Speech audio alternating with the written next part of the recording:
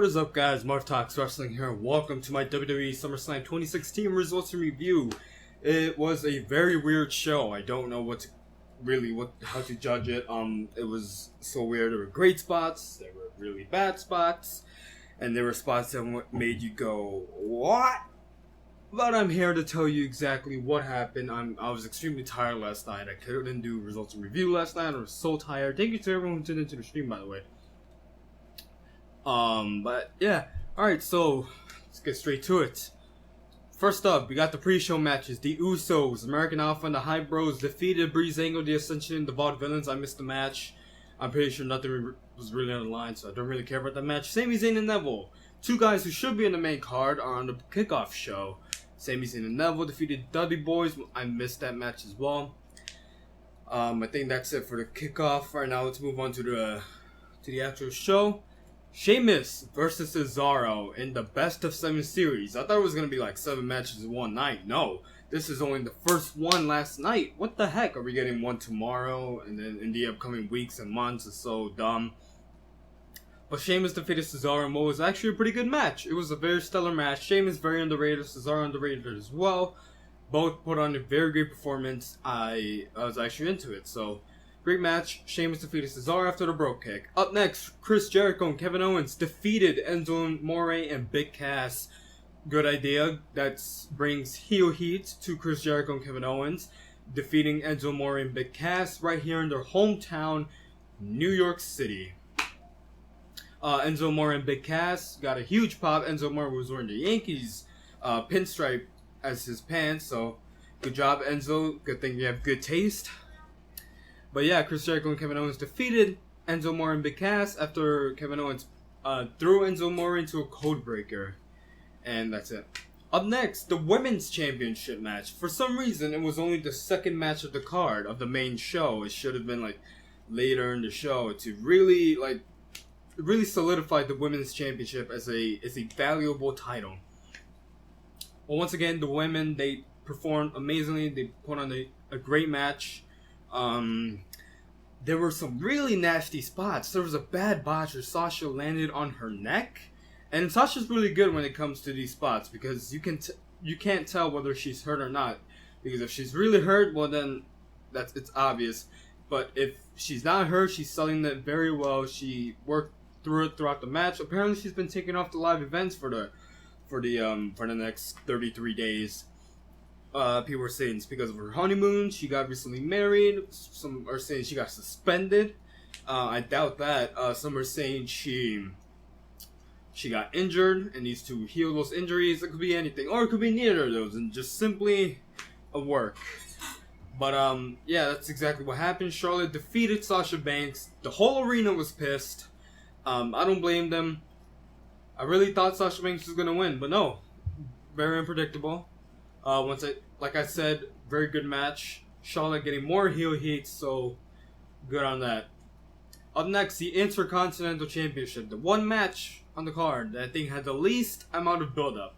They built up this Intercontinental Championship match during commercial last SmackDown. During commercial. The same title that was held by Pat Patterson, the Hanky Tonk Man, The Rock, Stone Cold Steve Austin, Roddy Piper, so many legends held this championship, and it was built up in commercial. The Miz defeated Apollo Crews. I was expecting Apollo Crews to win. That was my prediction, but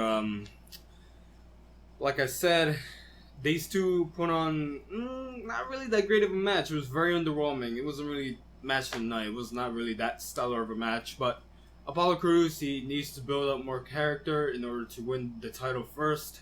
So, you can't be just a smiley guy who does really great in the ring. The Miz, his Hollywood character, fits him so well. For me, I'm going to be honest right here. The Miz is the best heel on the main roster right now. I can just say that. He is the best heel on the main roster. Up next, which was without a doubt match of the night and a potential match of the year candidate, AJ Styles versus John Cena. And for those who say John Cena cannot wrestle, screw you. Look at his matches against CM Punk Daniel Bryan. I know I'm sick of CM Punk too. Daniel Bryan and now AJ Styles. It was an absolutely phenomenal match. No pun intended. It was an amazing match. I was trying not to say phenomenal. It was a great match. 5-star in my opinion. John Cena's facial expression when AJ Styles kicked out of the Attitude Adjustment from the top rope. It was freaking golden. It was amazing. I absolutely fell in love with this match. The whole crowd was into this match. Everyone was into it. Everyone loved it. If you still say John Cena cannot wrestle after this match, you honestly know nothing about wrestling. You could just go away. Nobody cares. John Cena can wrestle. He's one of the best wrestlers in the WWE right now. Do something about it. And I think that was when the crowd actually died because they wasted all of their energy into that match. So AJ Styles defeated John Cena after a phenomenal forearm, right? Phenomenal forearm right to John Cena's skull.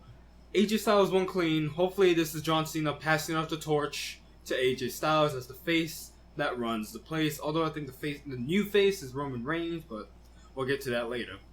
Up next, Luke Gallows and Carl Anderson versus the WWE Tag Team Champions, The New Day. And why was Jon Stewart on there? Did everyone forget that Jon Stewart turned heel last year? Did everyone forget that? Am I the only one who did not want Jon Stewart there? This is a tag team championship. This is a wrestling title for tag teams.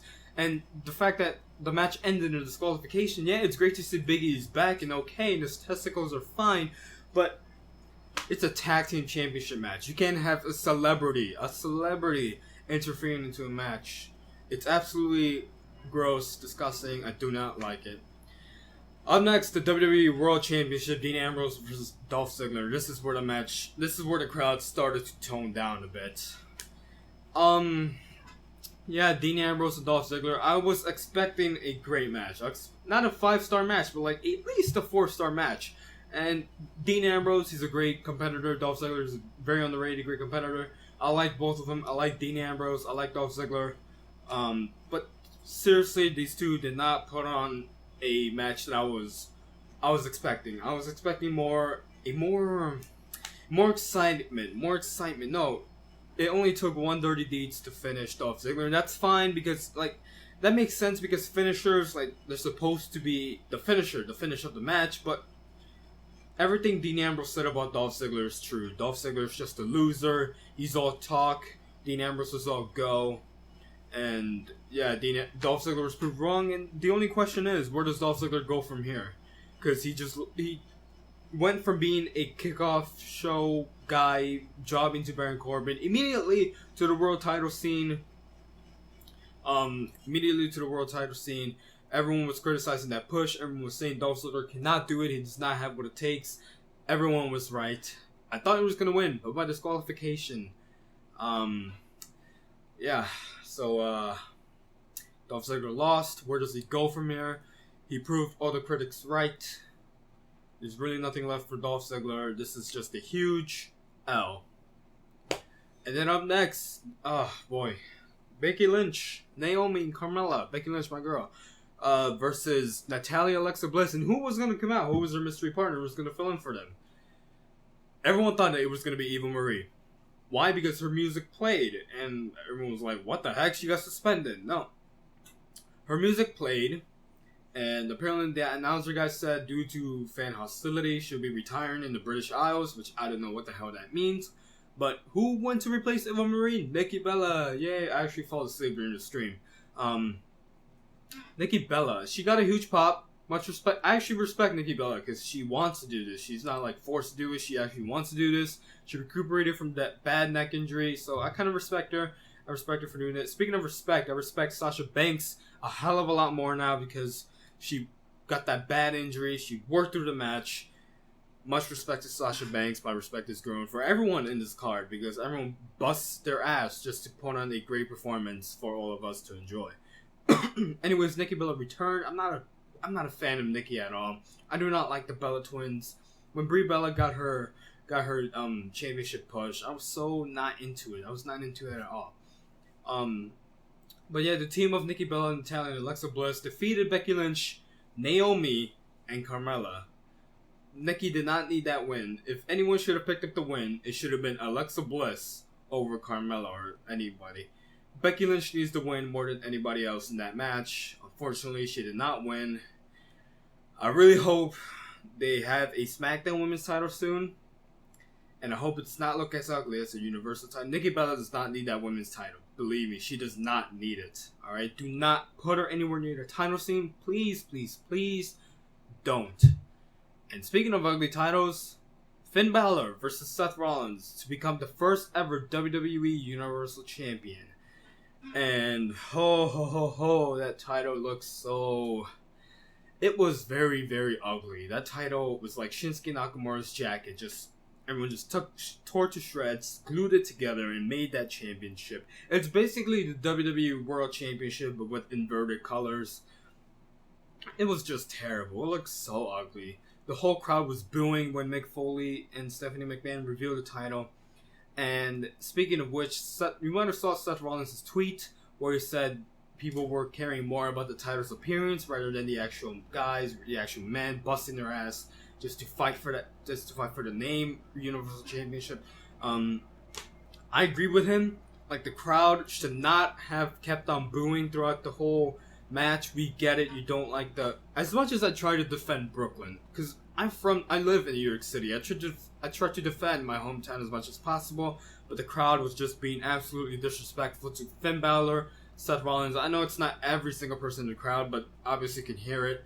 People were not into this match. They were only caring about the title's appearance. Because Seth Rollins and Finn Balor actually put on a great match. They put on a great championship-worthy match. Two of the best in the world put on a great match. And for the crowd to possibly ruin it, to hijack the show, was not right. But to be fair, WWE can kind of take some of the fault as well, because they can't expect the crowd to be into the match when you reveal that horrendous championship, that horrendous appearance. It was absolutely ugly. I agree they should not have booed it throughout the match, but they can't respect the fact that it was just lazy. It was just the WWE World Championship with inverted colors. It was lazy. It was terrible. It was ugly. It was disgusting. Yeah, so they can't expect... They should have revealed the championship after the match, because had they done that, the fans would have been more into the match instead of the title's appearance, which is very sad that they weren't. So, anyways, Finn Balor defeated Seth Rollins after coup de grace. Finn Balor is their first WWE Universal Champion. Thank God. Every time he rose a championship, people booed, so it was wise not to do that. But congratulations, Finn Balor worked his ass off. He got cemented as the main event star along with AJ Styles. It was awesome. It was great. Up next, the United States Championship match. First of all, why are the two World Championship matches going on before the US Championship match? I get you're trying to build up the US Championship, but you can't do that without having a damn match. 6 bastard hours of SummerSlam, and you can't squish in a little time for the US Championship match. No, it did not take place after Roman Reigns branded Rusev. God forbid Rusev stands up for his wife. God forbid. He's the heel and he's standing up for his wife. Rusev was apparently unable to compete, so there was no championship match. It was terrible. I do not like that segment. And finally, Brock Lesnar versus Randy Orton. I'm just going to say Brock Lesnar defeated Randy Orton via technical knockout. It was so nasty seeing Randy Orton. He got a gash on his head. It was bleeding. He was in a puddle of blood. It was absolutely disturbing. Oh my gosh. Ugh. I did not like it one bit. I don't get why people, why they beg for so much blood in the match. I don't see what's so great. I don't see what makes blood in the match great. I get if it's like a steel cage, Hell in a Cell, Elimination Chamber. Yeah, those matches contain blood, but if you're if you're wishing for someone to bleed through their head and sit there in their own pool of blood, you're a sick human being and you need help. Anyways, it was so disturbing, bro. I'm hoping it was more of a work than a shoot. I'm hoping they said, "Hey, Randy, can you take this spot real quick?" And I'm like, "Yeah, sure." You can just put a gash on my forehead. Speaking of which, probably all the voices in his head just escaped through the gash of his forehead. I really hope it was not a shoot. It was more of a work. And also, I'm just saying, I'm just saying it right now. Really don't like Brock Lesnar that much anymore, as much as I did before. And before you tell me no, I will not tell it to his face. Obviously, he won't care. He'll obviously kick my ass. I do not care. I really do not like Lesnar anymore. This match should not have been the main event of SummerSlam. And that's it for SummerSlam. What do you guys think of the show? Tell me in the comments below. I thought it was a good show. It was a very good show in my opinion. Some weird spots, but it was a good show. Any support such as liking, sharing, and subscribing is greatly appreciated. You can follow me on Twitter here. Thank you guys for watching. I'll see you next time. Peace.